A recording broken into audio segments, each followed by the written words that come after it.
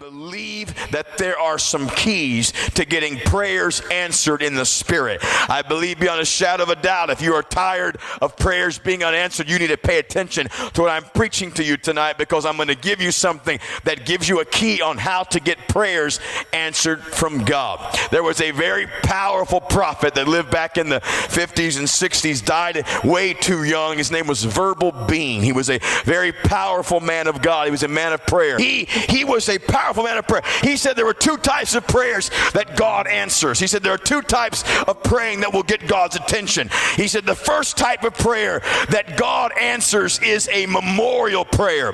It's something that you pray about over and over and over, and then God answers it. He said, like Cornelius, when he prayed so many times that the angel of the Lord said, your prayer and your giving has come up as a memorial before God. He said it was like this. He said if a man wanted to buy a suit but could not afford the suit, he would go into the suit store with the money he had and put the suit on layaway with the funds that he had. Next time he got paid, he would put some more funds down on the suit. He would not leave with the suit. He would leave without the suit each time he went in to make a payment. But the more payments he made on the suit, when he could make them, there would become a day when he would finally pay off the suit. And when the last payment was made, he could take what he had been paying for home with him. He said that's how it is in your prayer life. You can be praying about something over and over and over and not take the answer home. If you keep praying and you keep believing, there's going to come a day when you bring the answer home with you because you've paid it in full. Hallelujah. I knew that this service was scheduled for today. I've known it for several weeks, really. But I thought it rather ironic this morning when I awakened and was preparing for attending church that the words of an old World War II song came to my mind. I was a soldier, 4 years, 11 months. 19 days, 2 hours, and 45 minutes. I'm proud of my honorable discharge that I have. But I recall the words, mentioned them to, I believe, Brother McCoskey. I said, were you old enough, Brother McCoskey, to know much about World War II those days? In my mind, I thought he surely probably know about World War I. But he didn't know about that. But he began to quote some words out there, the things that had come to my mind that over 40 years old. And it was that patriotic song that some young man used to sing back in the 40s when World War II was going on. And it was called A Star-Spangled Banner Waving Somewhere. And the words of that went something like this. There's a star-spangled banner waving somewhere in a distant land so many miles away. Only Uncle Sam's great heroes get to go there, where I wish that I could also live someday. It's amazing how those words came. I can't remember what happened yesterday, but I do know what happened about 40 years or so ago. The song went ahead to say, I see Lincoln, Custer, Washington, and Perry, Nathan Hale, and Colin Kelly, too. First American pilot that went down. There's a star-spangled banner waving somewhere, waving o'er the land of heroes, brave and true.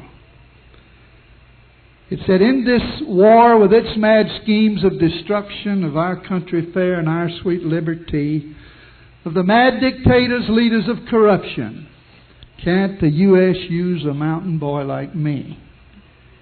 God gave me the right to be a free American. And for that precious right, I'd gladly die. There's a star-spangled banner waving somewhere. That is where I want to live when I die. And then he closed it out by saying, though I realize I'm crippled, that is true, sir.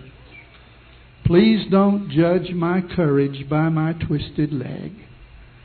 Let me show my Uncle Sam what I can do, sir. Let me help you bring the axes down a peg. If I do some great deed, I will be a hero. And a hero brave is what I want to be.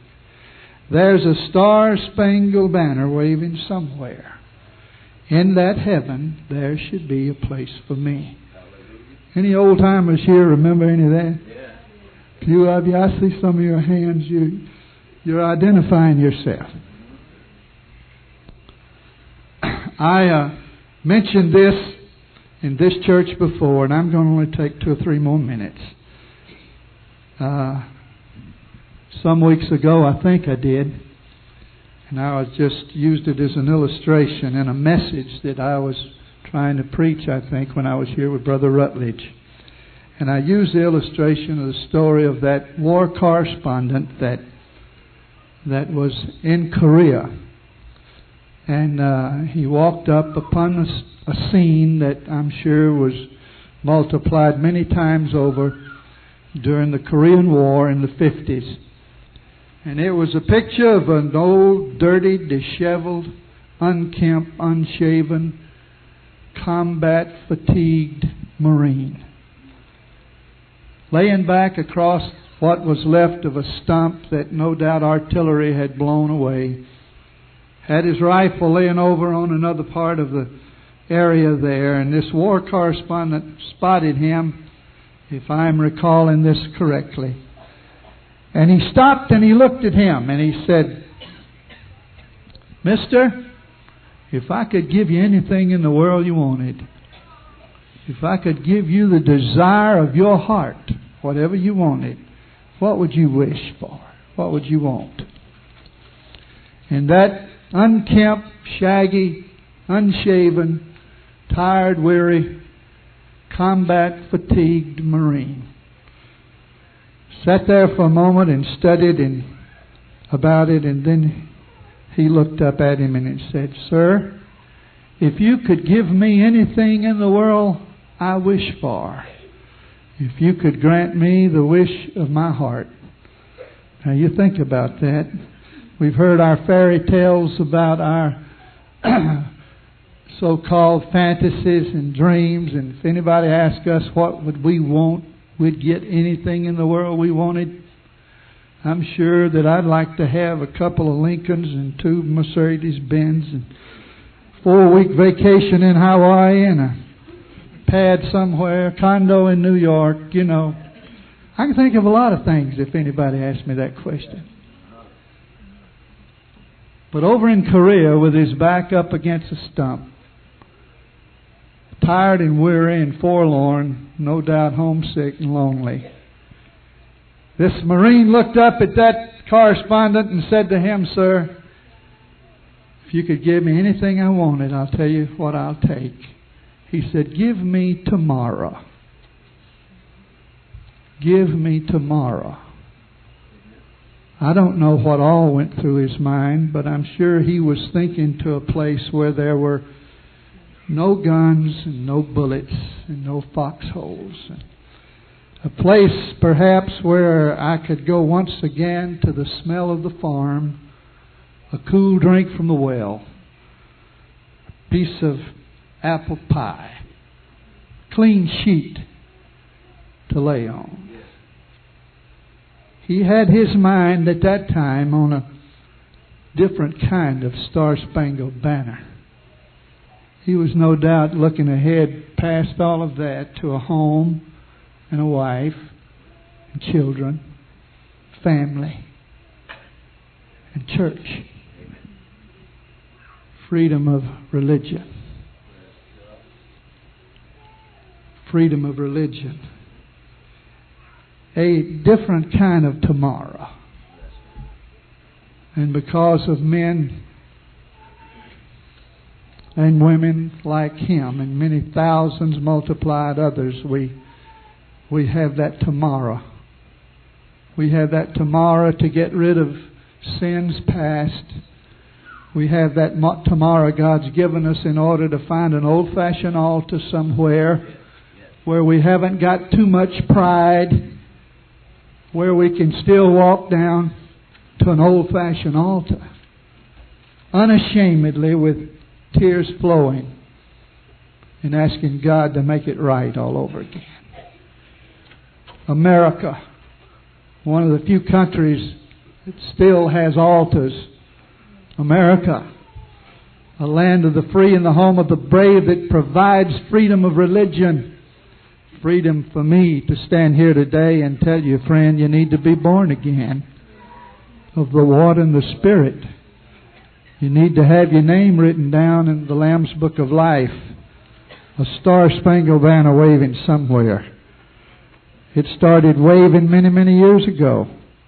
I'm glad I found the Lord one day, and I'm glad for every soldier and sailor and Marine, everyone that laid his life on the line in order that I could stand here today and be in this tremendous service. I've been so impressed with it, Sister Susan, for the songs. I tell you, got a lump in my throat with those fellows marching down there. I watched your pastor up here cry a little bit. Amen. And I'm glad I can say I'm not ashamed of that. We need more people in churches that know how to cry a little bit and weep. Don't we? I'm looking for that star-spangled banner that's still waving, still beckoning, saying, "Come unto me, all you that are weary and heavy laden. I'll give you rest." God bless you. Second type of prayer is a current prayer. He said a current prayer is the second type of prayer that God answers. It's a situation that you don't have a long time for God to do this. You need God to do it now. Does that make sense? Yeah, you can have a lost loved one. That's a memorial thing. You just pray until God does something. But you could have a situation where you need God to intervene now. And when you have that type of prayer, memorial prayer is not what you need. You can't just go bring the name up or bring the situation up in passing and say, "God, I'm making another payment on this. I need you to come through." When the situation is desperate, it requires desperation in your prayers. A current prayer, you can't come with a situation, Brother Grant, that's tragic and real and severe and come to God and give God a, "You know, Lord, what we're going through right now, and I need you to come through because the deadline is this week and we have an answer, we need some peace, we need a miracle," and walk out. There's no desperation there. You're giving God the right facts, but you're not giving God the heart behind the facts. You're showing God, "I'm really not serious about this." Because a current prayer requires desperation. It requires you to be, "I need an answer now. I don't have 60 years to pray about this. We need a miracle in our house." That is desperation. That's a current prayer. And a current prayer, God will hear. And I want to show you something, that the Lord answers prayers while you're praying them. I know that we've got God in this box that if I pray today, He can come through by Thursday, or He can come through by tomorrow, He can come through by next month. But actually God, the Bible said, "I can hear you before you even say what you're going to say." In fact, Jesus, I know what you're saying before you even ask.